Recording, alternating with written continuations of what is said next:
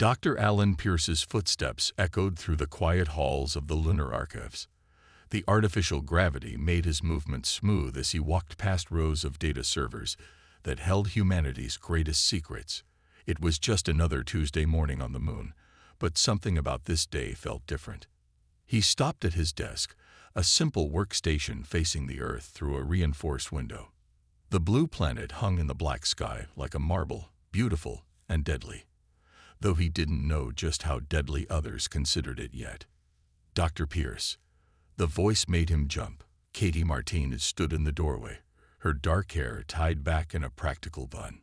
She held a data tablet in her hands, her knuckles white from gripping it too hard. I found something in the diplomatic archives that doesn't make sense.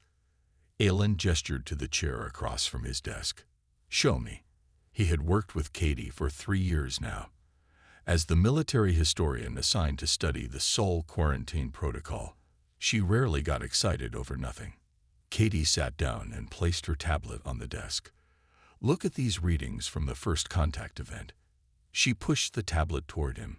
50 years ago, when the Andromedans arrived, their ships kept a minimum distance of 50,000 kilometers from Earth. At first, everyone thought it was standard protocol. Alan studied the numbers on the screen, but it wasn't. No, Katie leaned forward. I cross-referenced their visits to other worlds. The Andromedans normally orbit new planets at 5,000 kilometers. They were 10 times further away from Earth than usual. Alan felt a chill run down his spine. He pulled up his own console and began searching through the archives. Have you looked at their environmental suits, the ones they wore when they finally landed? Katie nodded eagerly. That's what got me started. Their suits were rated for conditions that would kill a human in seconds. They treated Earth like it was some kind of death trap. For the next few hours, they dug deeper into the archives. Each discovery led to more questions. Why did the Andromedan diplomats insist on meeting in orbital stations? Why did they call Earth the Crucible World in their private communications? And most importantly, why did they establish a 50-light-year quarantine zone around the entire solar system after just 1 week of contact? The answer began to take shape when Alan found an encrypted file buried in the earliest contact records.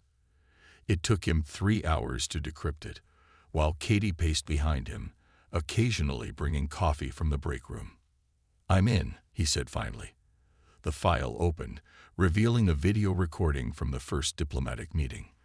The footage showed an Andromedan representative, its crystalline body structure, enclosed in what looked like a tank of purple liquid. Your species, the alien's translated voice said, should not exist. The conditions of your world violate all known parameters for intelligent life. Your gravity would crush most sentient beings. Your atmospheric pressure would rupture their bodies. The background radiation alone would destroy their genetic structure within days. The human diplomat in the video looked confused. But Earth is perfect for life. We have millions of species. Exactly, the Andromedan replied. Your world is not merely hostile. It is actively trying to kill everything on it. And yet you thrive. Your cells repair radiation damage that would end other species. Your bones support weights that would shatter crystalline life forms. Your children play in conditions that would be considered weapons-grade on other worlds. Alan and Katie shared a look. They're not afraid of our weapons, Katie whispered. They're afraid of us. The recording continued, showing more meetings, more shocked revelations as the Andromedans learned about Earth. They discovered that humans went swimming in water pressures that would implode their bodies. They learned that people lived in places where the temperature changed by 50 degrees in a single day. They found out that humans deliberately exposed themselves to radiation for medical treatment. Each discovery seemed to terrify them more. Alan spent the rest of the day pulling more files, building a clearer picture. The Andromedan Empire spanned 3 galaxies, but they had never encountered anything like humans before. Most intelligent life evolved in carefully balanced environments, stable orbits, minimal radiation, low gravity, and constant temperatures. Earth, by comparison, was chaos incarnate. It had survived multiple extinction events. Its magnetic field constantly fought off deadly solar radiation. Its surface was broken into plates that moved and crashed together. Its atmosphere was a swirling mix of gases that would be lethal to most species, and humans had evolved through all of this. "Look at this," Katie said late in the evening. She had found another encrypted file, this one containing the final recommendation from the Andromedan diplomatic team. "They're calling us Death World Apex Predators. They're saying we're too dangerous to be allowed free travel through the galaxy." Alan read through the document, his eyes widening. "Not because we might attack anyone," he said slowly, "but because we might colonize worlds they consider deadly, expanding faster than any species in history. They think we might accidentally take over the galaxy just by living in places nothing else can survive." Katie stood up and walked to the window, looking out at Earth. "So the quarantine isn't to protect us from them," Alan finished. "It's to protect them from us. Not from our weapons or our technology, but from our basic biology, from what we consider normal." They worked through the night, piecing together more of the story. They found records of Andromedan scientists studying human children playing in the rain, amazed that they could handle the temperature changes. They found reports of horror as humans described their history of surviving ice ages and volcanic winters. They even found footage of an Andromedan observer having a panic attack after watching a human hold their breath underwater for 2 minutes, something that would have killed most species instantly.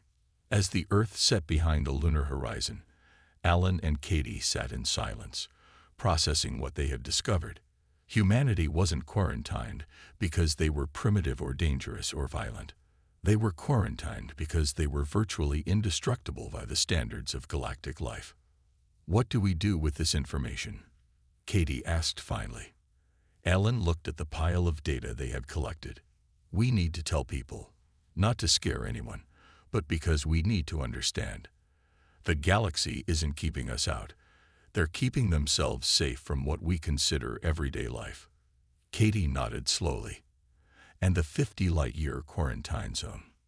Just far enough that our radio signals won't reach their colonies at full strength," Alan said. "They're not monitoring us to prevent our escape. They're watching us to make sure no other species tries to enter our space and accidentally creates more humans."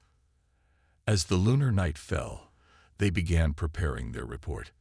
Somewhere out there, beyond the quarantine zone, an entire galaxy of civilizations lived in fear, not of human weapons or human aggression, but of human durability. They feared the species that called a death world home, that drank acid for breakfast, coffee, and survived radiation doses that would kill most aliens.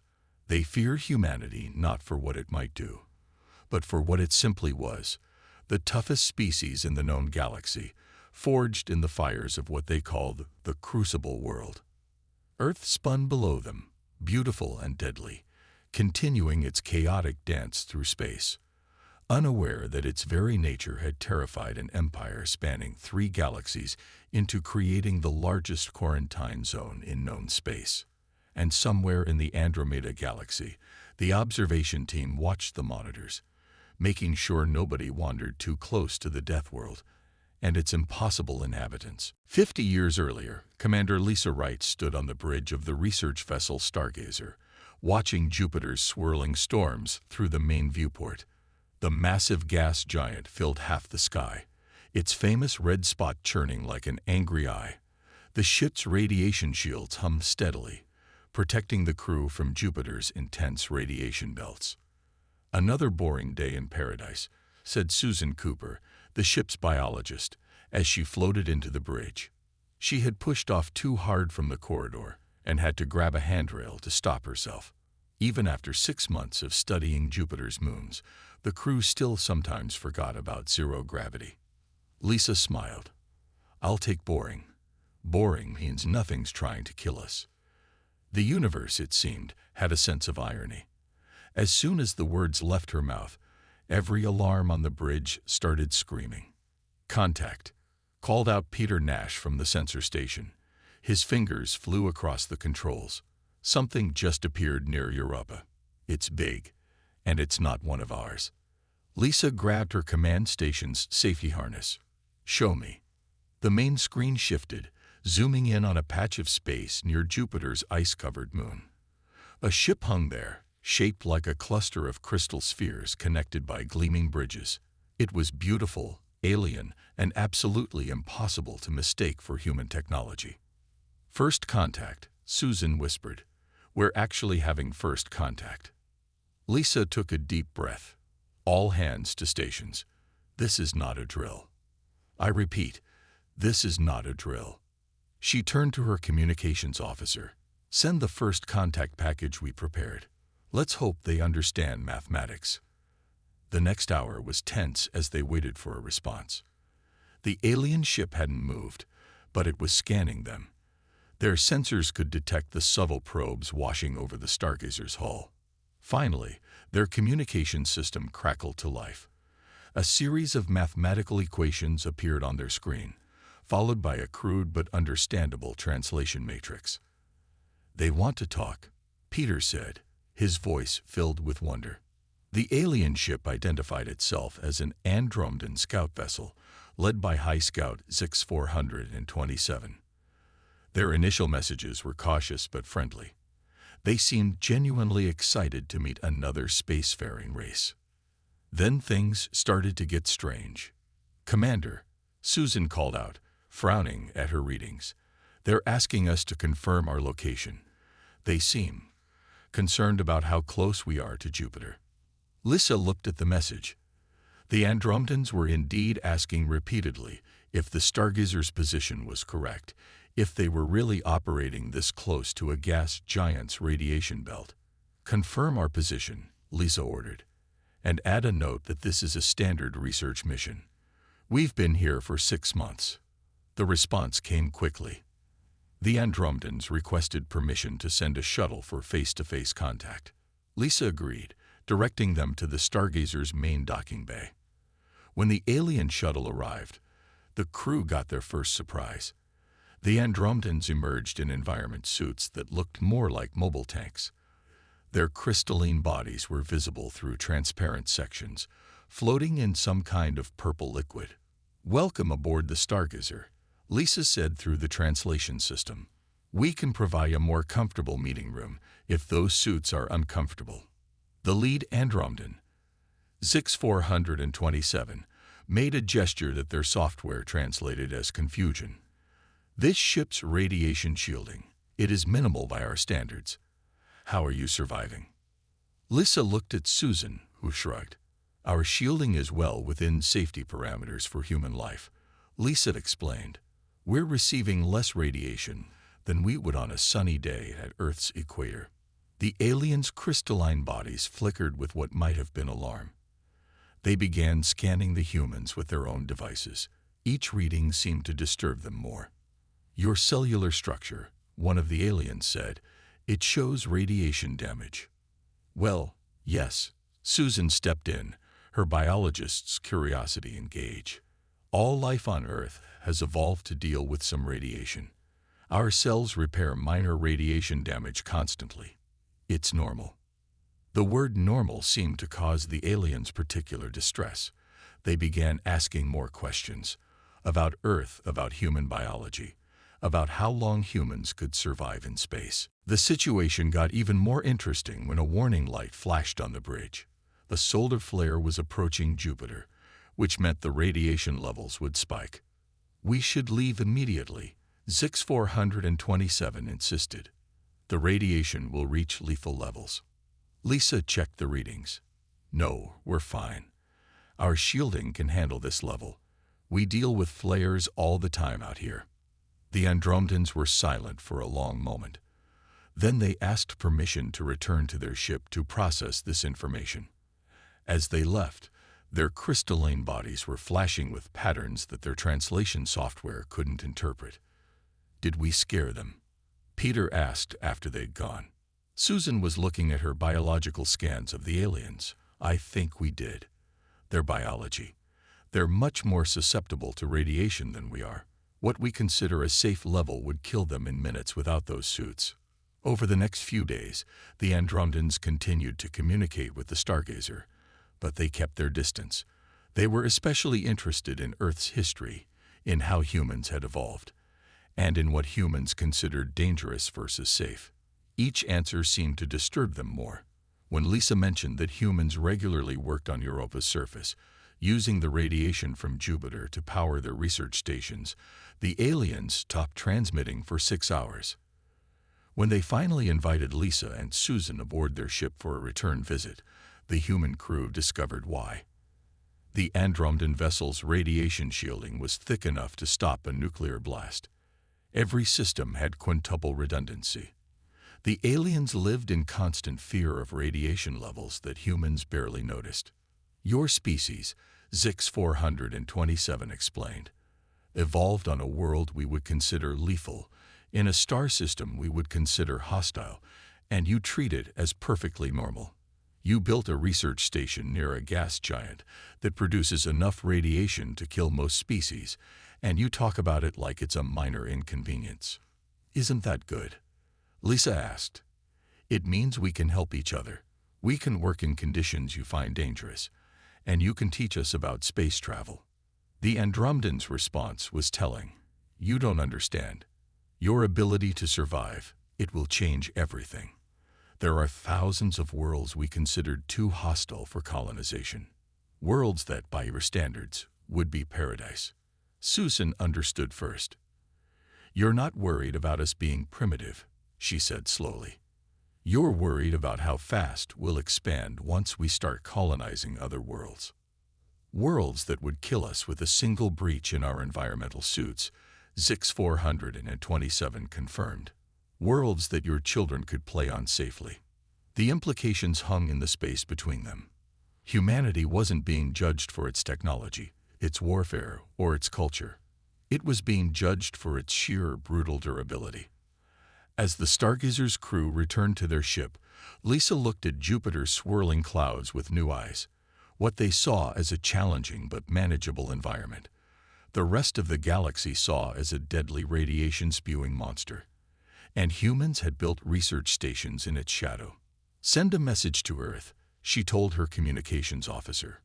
Tell them we're about to have some interesting visitors, and they're very nervous about meeting us. The Jupiter incident, as it would later be called, was humanity's first hint that they weren't just another species in a crowded galaxy.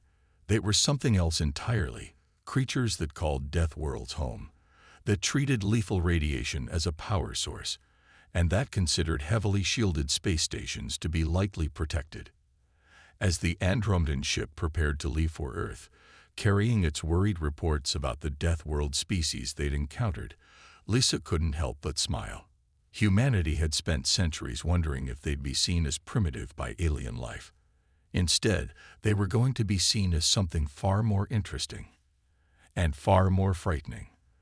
They were going to be seen as the species that made radiation belts their backyard. Susan Cooper sat in the Stargazer's biology lab, surrounded by holographic displays showing comparisons between human and Andromedan biology. Each new piece of data made her jaw drop a little further. After 3 days of studying their new alien visitors, she finally understood why the Andromedans were so terrified. Commander Wright, she called over the ship's comm system. You need to see this. Now. Lisa arrived 5 minutes later, along with Peter Nash from Sensors. They found Susan staring at a detailed breakdown of Andromedan cellular structure. Look at this, Susan pointed to the display. Their entire biology is based on crystalline structures. Beautiful, delicate, and incredibly complex, but also incredibly fragile compared to our cells. Lisa leaned closer. How fragile. A normal day on Earth would kill them in seconds. Susan pulled up more data. The gravity would shatter their crystal matrix. The atmospheric pressure would crush them. The background radiation would disrupt their molecular bonds. Even the temperature changes would cause their equivalent of organ failure. Peter whistled. No wonder they're scared of us. We're like cockroaches to them. Better. Susan's eyes were bright with excitement. We're like creatures from a horror story. Imagine meeting someone who could swim in lava and think it's refreshing. That's how they see us. She pulled up another display, this one showing Earth's vital statistics compared to standard habitable worlds in the Andromedan database. Average gravity on their worlds is about 1/3 of Earth's. Their atmospheric pressure is typically 1/4 of ours. Background radiation is nearly zero. Temperature variations rarely exceed 5 degrees in either direction. She looked at her colleagues. We evolved on what they consider a super heavy, high-pressure, radioactive death ball with wildly unstable temperatures. Lisa sat down heavily in a nearby chair. And we think it's perfect. Exactly. Susan started pacing, her excitement making her forget about the zero gravity until she had to grab a handrail. Everything we consider normal is lethal to them. Our blood is basically acid by their standards. Our bones are impossibly dense. Our muscles are incredibly powerful. We can survive radiation doses that would kill them instantly. But they have faster than light travel, Peter pointed out. They must be tougher than they look. Susan shook her head. Their technology is amazing, yes, but it's all focused on protection. Their ships have radiation shielding that would stop a nuclear blast. Their environmental suits are more heavily armored than our best spacesuits. They're not built to survive danger. They're built to avoid it completely. The implications started to sink in. Humanity hadn't just evolved on a death world. They had thrived on it. Everything that made Earth perfect for life would be considered a weapon by most alien species. A knock on the lab door made them all jump. One of the Andromedan delegates, wearing their protective suit, stood in the doorway. The purple liquid in their suit swirled as they moved. "We have been monitoring your research," the alien said through their translator. "You begin to understand." Susan nodded. "We're beginning to. But I have questions. How do you build colonies if you're so sensitive to environmental changes?" "We terraform. Slowly, carefully. It takes centuries to make a world safe enough." The alien's crystalline body flickered with colors. "Your species. You adapt instead. You survive conditions that would kill us, and you call it normal." Lisa stepped forward. "Is that why you're afraid of us? Because we're tough?" "No." The alien's colors shifted to what their database suggested was a serious pattern. "We fear you because you don't know you're tough. You think all life should be able to do what you do. You'll try to help other species visit death worlds like Earth, not realizing you're leading them to their doom." The alien moved further into the lab, their suit whirring quietly. "Let me show you something." They connected a data crystal to the lab's computer. New images appeared on the screens. They showed different alien species from across the Andromedan Empire. Beautiful, delicate creatures that lived in perfectly controlled environments. Species that had evolved in zero gravity and could never survive on a planet. Beings made of gases that would condense into liquids under Earth's atmospheric pressure. "These are your galactic neighbors," the alien explained. "All intelligent. All achieved spaceflight. All would die instantly on your world." Susan watched the images with growing understanding. "And we could visit all their worlds easily. We wouldn't even need special protection on most of them." "Yes." The alien's colors pulsed with what might have been fear. "You could colonize worlds we consider uninhabitable.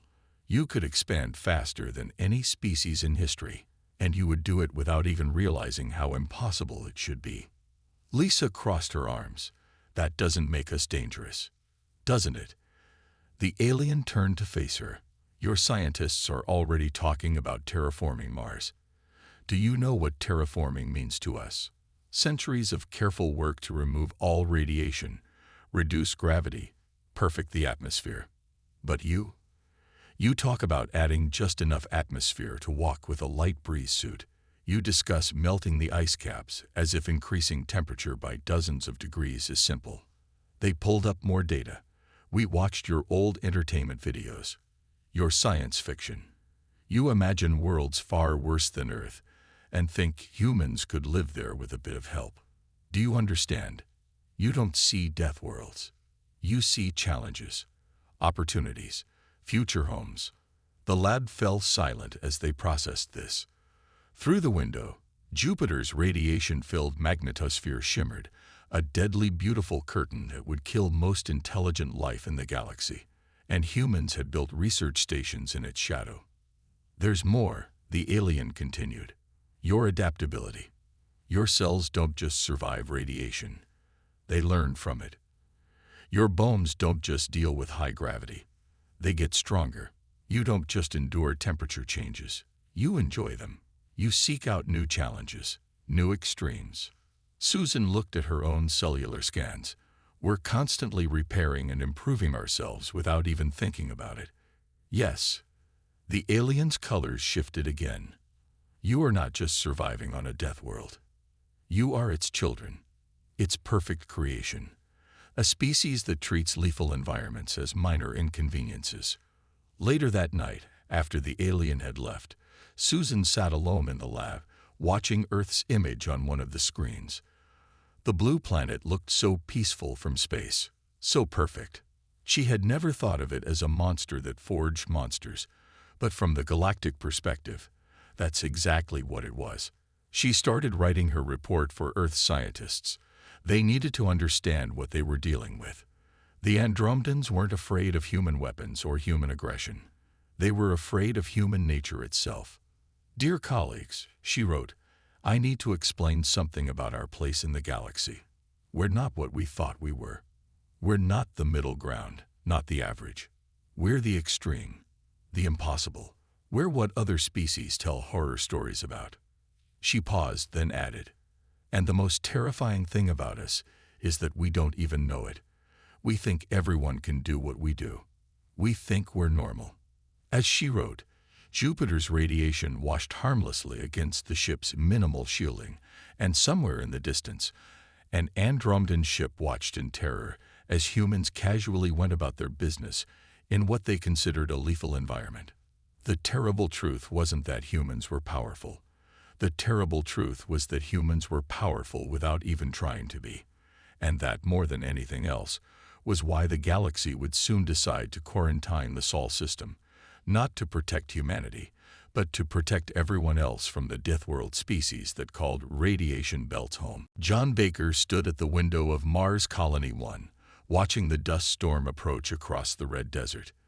The massive wall of orange-red clouds towered 30 kilometers into the sky, stretching from horizon to horizon. Any normal species would have evacuated days ago. Instead, the human colonists were calmly preparing for what they called a bit of bad weather. How long until it hits? Asked Amy Rogers, the colony's head engineer, as she walked up beside him. 2 hours, John replied, checking his tablet. Maybe less. The wind speed is picking up. Behind them, in the colony's main control room, dozens of people worked at their stations. Nobody seemed particularly worried about the approaching storm that could tear apart most alien habitats. They had built this place to last. The door slid open, and a group of Andromedan observers entered, their crystalline bodies floating in their protective suits. They had arrived 3 days ago to study human colonization techniques. So far, they had spent most of their time being quietly horrified by everything they saw. You must begin evacuation procedures, the lead observer, Kix 219, insisted. Their translator made their voice sound worried. Our sensors indicate this storm will produce conditions that exceed safety parameters by 300%. John turned from the window and smiled. Your safety parameters, maybe. This colony was built to handle storms 10 times worse than this one. We call this a Tuesday on Mars. The Andromedans' crystal bodies flickered with patterns that their database suggested meant extreme distress. They had been doing that a lot lately. Perhaps we should show our guests the colony's safety features, Amy suggested, taking pity on the aliens. It might help them understand. John nodded and led the group on a tour. He showed them the outer walls, built to withstand winds that could lift boulders. He explained the air filtration system that could handle dust particles that would tear apart most alien breathing apparatus. He demonstrated the backup systems that would keep the colony running even if they lost main power for months. The Andromedans recorded everything, their distress growing with each revelation. These materials, one of them noted, scanning the walls. The pressure they withstand, it would crush most habitats. Well, yeah, Amy said. We had to make them strong enough to handle Earth-standard air pressure. Most of us prefer to live at 1 atmosphere. It's more comfortable. The aliens fell silent at that. They had learned early on that what humans considered comfortable air pressure would liquidate the organs of most galactic species. The storm hit while they were inspecting the greenhouse level. The whole building shuddered as winds carrying razor-sharp sand particles slammed into it at 150 kilometers per hour. The Andromedans huddled together, their protective suits whirring as they compensated for the vibrations. John checked the readings on his tablet. Looking good. All systems normal. Amy, how's the power grid holding up? Perfect, she replied, not even looking up from her own display. The wind turbines are loving this. We're actually storing excess power. You're using the storm for power. Cakes 219 asked incredulously. Of course, Amy said. Why waste all that kinetic energy? We've got wind turbines rated for much stronger storms than this. They're built tough, like everything else here. A loud crash from outside made the Andromedans jump. John walked to the nearest window, peering through the swirling dust. Looks like we lost one of the old solar arrays, he said calmly. The one we were planning to replace anyway. I'll send out some repair bots once the wind drops below 100 kilometers per hour, Amy replied, making a note on her tablet. Should have it fixed by dinner. You're going to send machines out in these conditions? Another Andromedan asked. Sure, they're built for it. We test all our equipment in conditions way worse than this. John shrugged. Have to, really. Mars throws worse storms at us every few years. The aliens fell into what their database labeled as shocked silence again. They had been doing that a lot during their visit. Later that day, as the storm continued to rage outside, John found himself in the colony's cafeteria with the Andromedan observation team. They watched in what seemed to be horror as colonists came and went, eating meals and chatting about their day, as if there wasn't a lethal storm trying to scour the building from the planet's surface. We don't understand, Kix 219 finally said. Your colony's location, this entire region experiences regular storms that would destroy most structures. The radiation levels from your sun, even through the atmosphere, would kill most species. The temperature swings would shatter our bodies. Why build here? John sipped his coffee. Another thing that horrified the aliens. Humans casually drinking acid for pleasure. Because it was the best spot we could find, he said simply. Good access to ice deposits, stable ground for building, decent mineral deposits nearby. The storms are just something we deal with. Something you deal with, the alien repeated slowly. Like you deal with the radiation, and the cold, and the lack of atmosphere, and the toxic soil. Pretty much. John nodded. Mars is a bit harsh, sure, but it's nothing we can't handle. You should see our plans for Venus. That's going to be a real challenge. The Andromedans' crystalline bodies flickered so rapidly that their protective fluid swirled like a storm of its own. Venus, one of them whispered. The pressure would. Oh yeah, the pressure's intense. Amy cut in, joining them with her own cup of coffee. And the temperature and the acid clouds. But we got some ideas. Should be a fun project. Fun, Kix 219 said faintly. You think making a death world habitable will be fun? Well, sure, John grinned. What's the point of colonizing space if you don't challenge yourself a bit?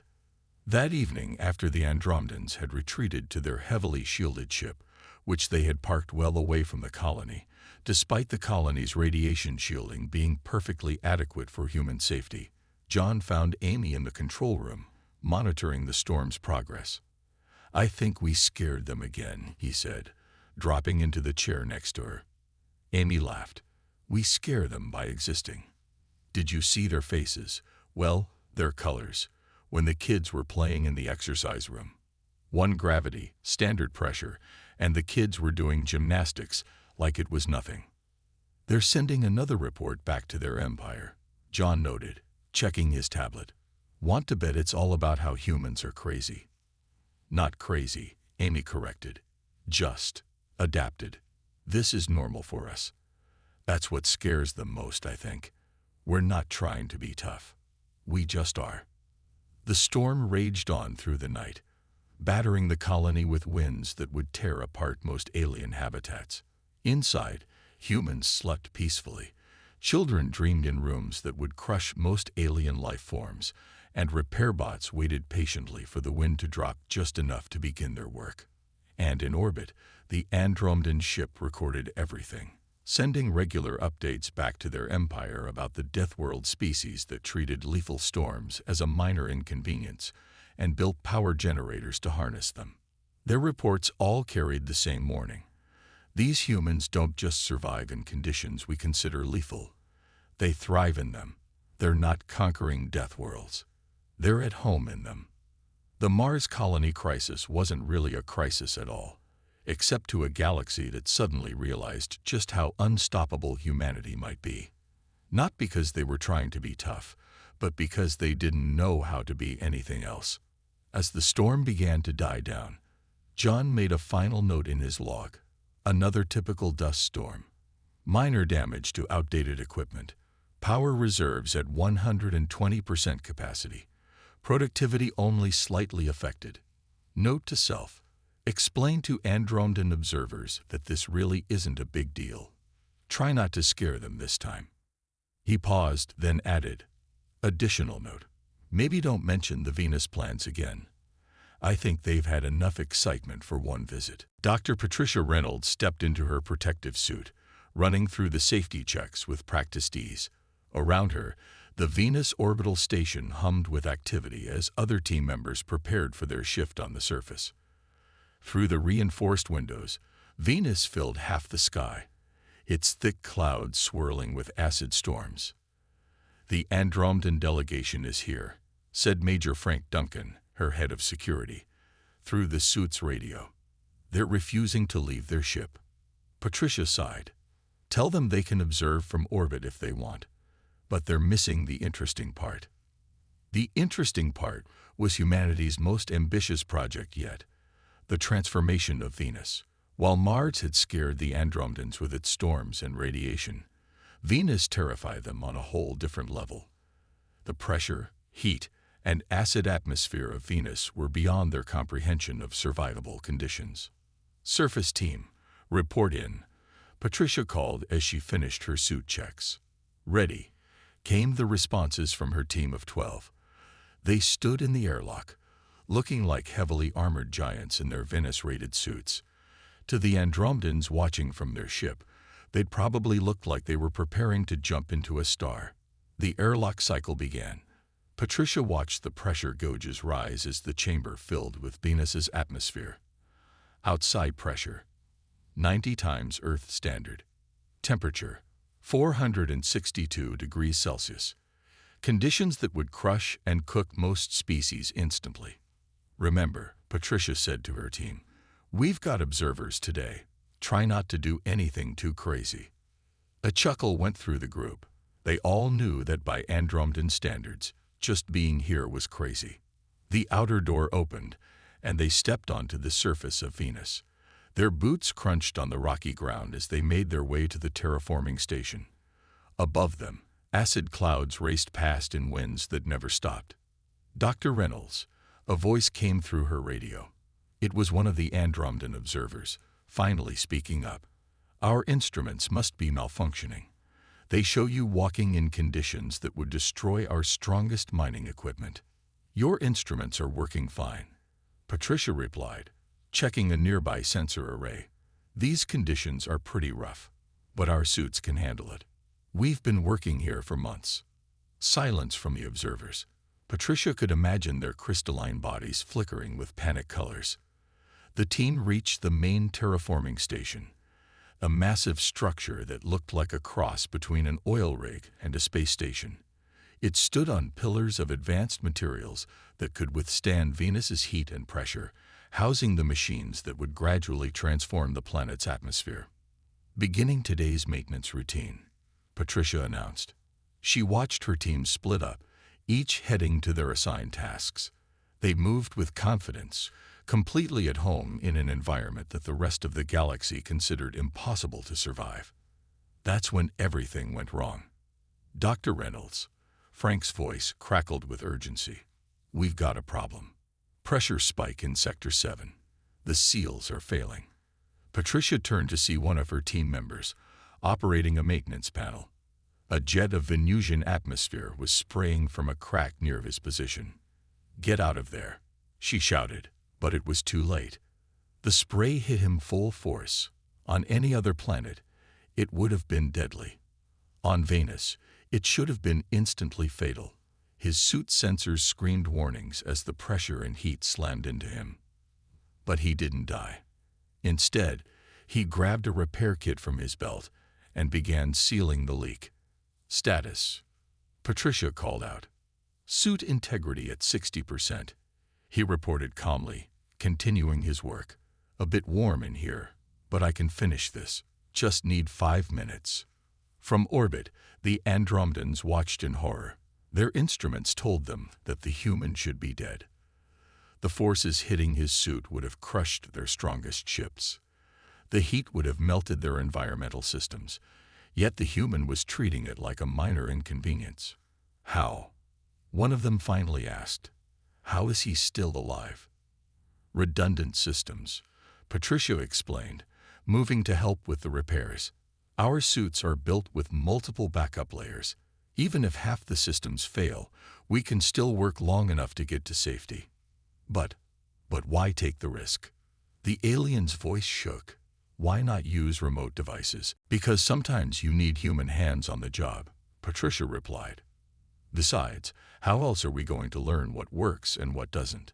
They finished the repairs in 4 minutes. The damaged suit was still functioning at 40% capacity, more than enough to get back to the station. To the human team, it was just another day at work. To the watching aliens, it was proof that humans were something unprecedented in the galaxy. Later, back in the orbital station, Patricia met with the Andromedan delegation. They had finally agreed to come aboard, though they stayed in their protective suits and wouldn't stop scanning everything around them. We've reviewed your plans for Venus, their leader said. You intend to change the entire atmosphere. Reduce the pressure, lower the temperature, remove the acid clouds, make it habitable. That's the goal. Patricia nodded. It'll take time, but we've already made progress. The pressure at our highest surface stations has dropped by 2%. You speak of transforming a death world as if it were a simple construction project, another alien noted. Do you not understand what you're doing is impossible? Patricia pulled up the project plans on a nearby screen. Not impossible, just challenging. Look, we've already built structures that can survive these conditions. The next step is to use those structures to gradually change those conditions. In a few decades, we might even have our first permanent surface colonies. The aliens' crystalline bodies flickered rapidly. Permanent colonies. On Venus, a world hot enough to melt metal. Well, not the whole planet, Patricia corrected. We'll start with the poles and work our way down. The temperature difference will help create wind patterns we can use to distribute the atmospheric processors more efficiently. You're not just surviving in death worlds, the alien leader said slowly. You're learning to control them, to change them, to make them yours. That's what humans do, Frank added from his security station. We see a challenge, we figure out how to overcome it. Venus is just a bigger challenge than most. The Andromedans huddled together, their colors shifting in what their database labeled as deep concern. They were drafting another report to their empire, and Patricia could guess what it would say. The humans aren't just tough enough to survive in conditions that would kill most species. They're actively working to take the most hostile world in their system and turn it into a new home. Not through centuries of careful terraforming like other species, but through direct intervention. They walk on its surface. They build in its storms. They treat conditions that would destroy our strongest ships as engineering problems to be solved. And worst of all, they're succeeding.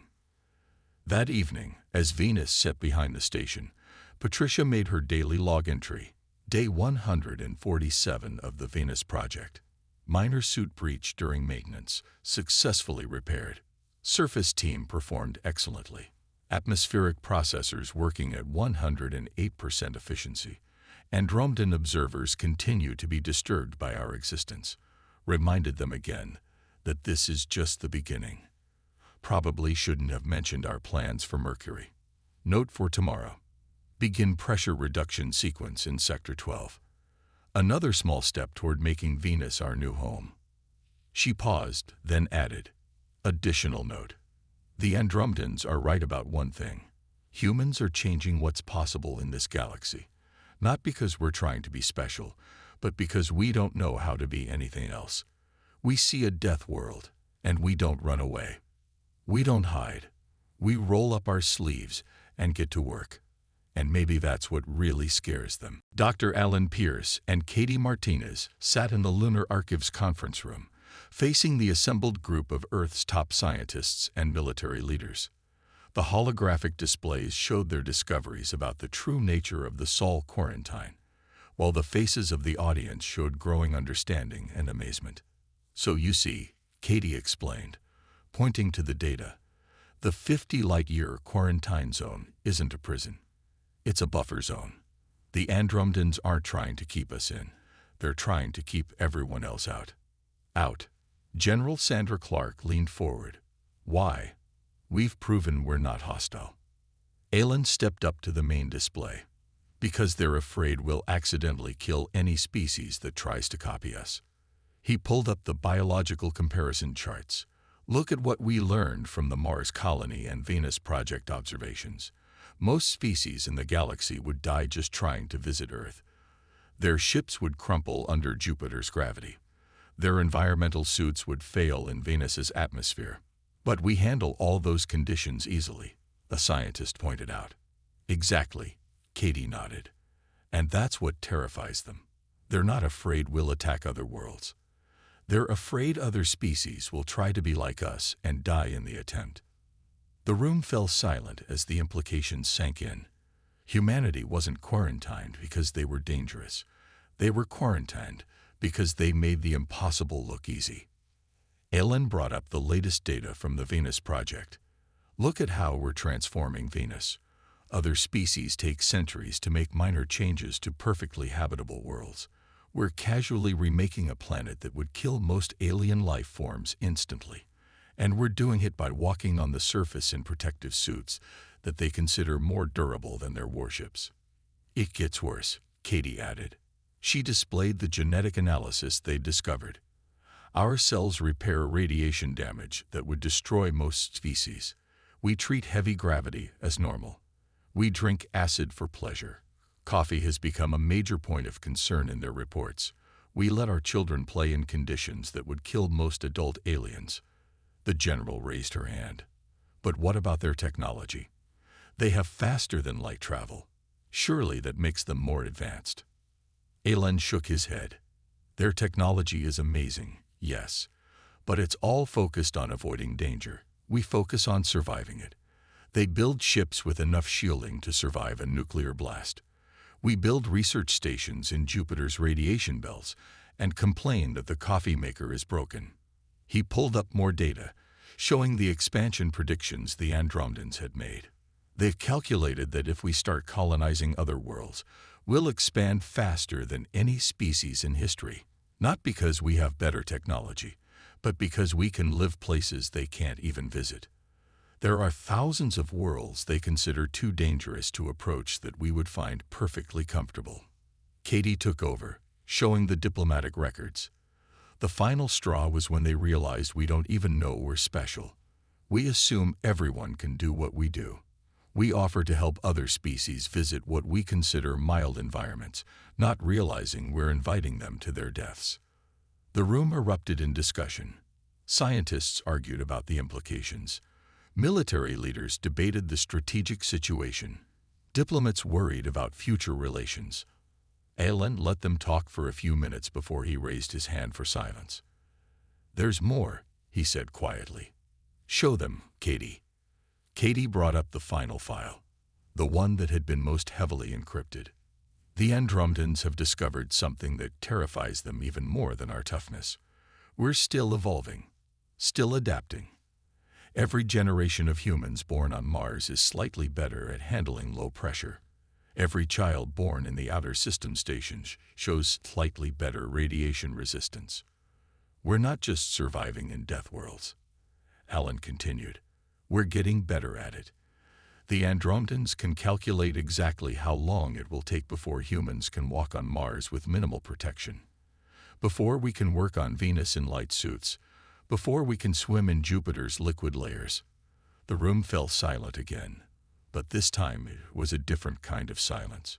Not shock or worry, but something else, something like pride. "So what do we do with this information?" General Clark asked finally. Alan and Katie shared a look. "We have 3 options," Katie said.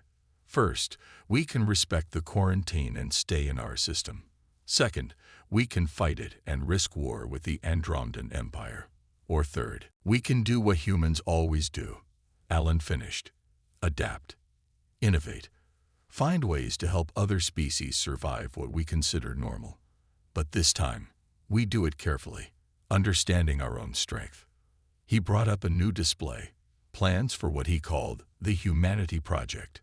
"We established training facilities in different gravity levels, research stations with varying atmospheric pressures, places where other species can gradually build up tolerance to Earth-like conditions. We don't break the quarantine. We make it unnecessary." "And the Andromedans?" someone asked. "What will they think?" Katie smiled. "They're already watching us work on Venus. They know we can't be stopped, only guided. Better to help us do this safely than risk us doing it randomly." The meeting went on for hours as they debated the details, but the basic decision was unanimous.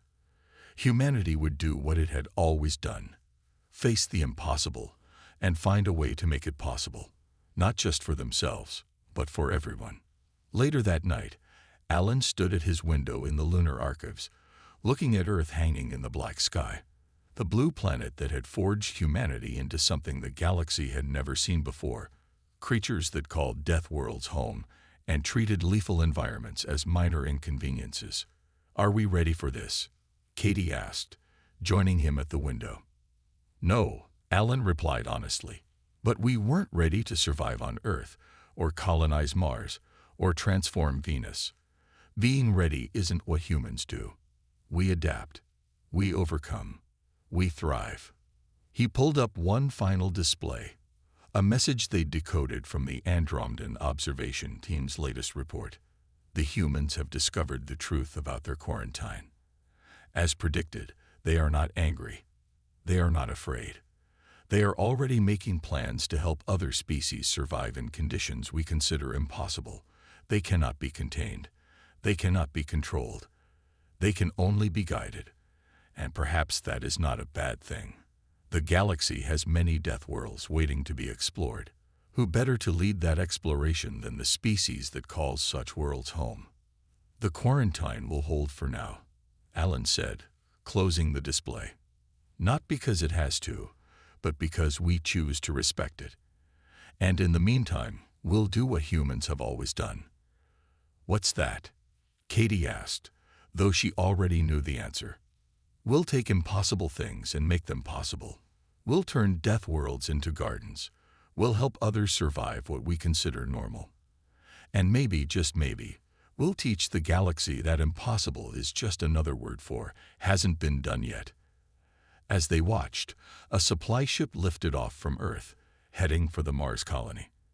In its cargo hold were new materials for the terraforming project, supplies for the research stations, and something that made both of them smile, a shipment of coffee for the colonists.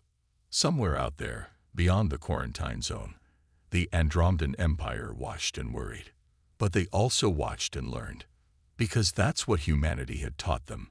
that impossible things happen every day if you're brave enough to try. And humanity, they were already planning their next impossible thing. Because that's what humans do best. They take death worlds and make them home, not because they're trying to be special, but because they don't know how to be anything else. The quarantine would hold for now, but everyone knew it was just a matter of time before humanity showed the galaxy that impossible was just another challenge to overcome. And maybe that's why the Andromedans really feared the Sol system, not because of what humanity was, but because of what they would inspire others to become.